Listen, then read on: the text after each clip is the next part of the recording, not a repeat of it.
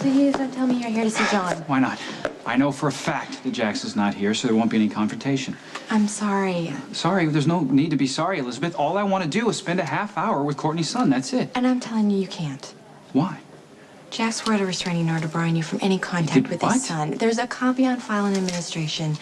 Plus, all hospital personnel have been informed not to let you go anywhere near the baby. What's so urgent? You should get this lifted as soon as possible.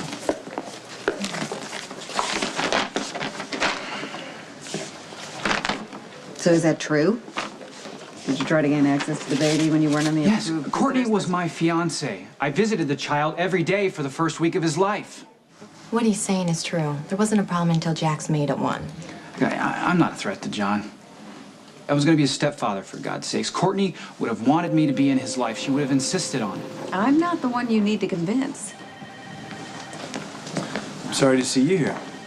You slapped my nephew with a restraining order. You're damn right I'm going to be here, and I'm asking you, as a friend, to please drop it. There's obviously a lot of tension going on between the two of you, and I don't think the baby should be in the middle of it and have to suffer. And I know this is a fact that you'd rather ignore, but I could have been John's father just as easily as you. You know what? It would be nice if the two of you could show each other a little tolerance and a little compassion. Alexis, you really shouldn't be in the middle of this. What made you think calling Alexis was a good idea? I mean, you knew that she'd be torn between us. You couldn't have the decency to go and find a neutral attorney. Decency? Who are you to talk about decency? Courtney hasn't been dead a month, and I just walked in on you almost having sex with Carly.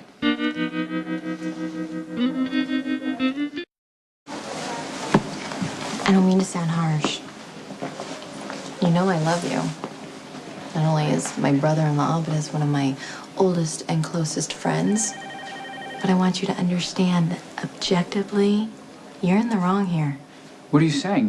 That you agree with Jax, that I'm somehow a threat to John? What? I think you're focusing way too much attention on that baby to avoid dealing with the pain of losing Courtney, and that's unhealthy. Nor is it fair.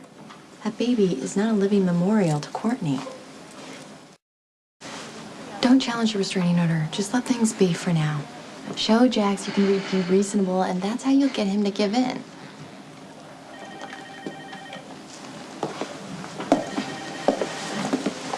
Look, Jax, I don't want to fight with you or burden John with my grief. But Courtney would want me in his life for her sake, and I won't give up. Courtney would want me to protect her son. So the restraining order stands.